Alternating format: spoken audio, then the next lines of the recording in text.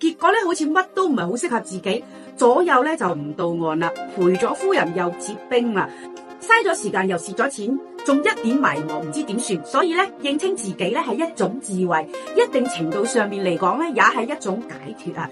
你知道自己有幾斤幾兩，就唔會攞自己嘅短板硬去同人哋嘅長處一爭高下啦。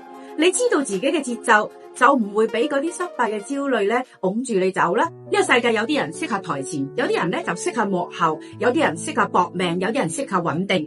認清自己唔會高估運氣呢樣嘢啊，也不會低估努力呢樣嘢，更不會俾人哋好似雷咁樣牽住走啊。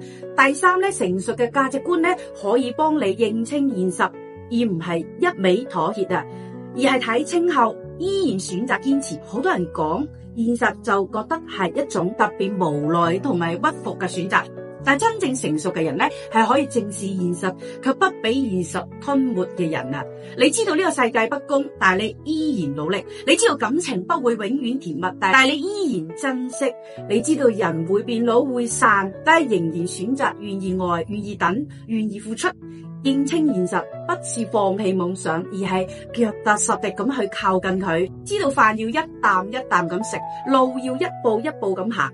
應該忍嘅就要忍，應該去爭嘅就要去爭，少啲幻想，多啲行動。咁樣嘅人呢，活嘅係最穩，而係最踏實嘅。最後總結一句說話：三觀係你人生路上最重要嘅目標，沒有之一。睇清別人，不再妄想；睇清自己，不再迷茫。睇清現實，不再掙扎，三觀一穩。當你嘅世界寂寞嘅時候，心不涼；人多嘅時候咧，心不慌。一個人嘅路也可以行出千軍萬馬嘅氣勢啊！慎始而敬終，行穩而致遠。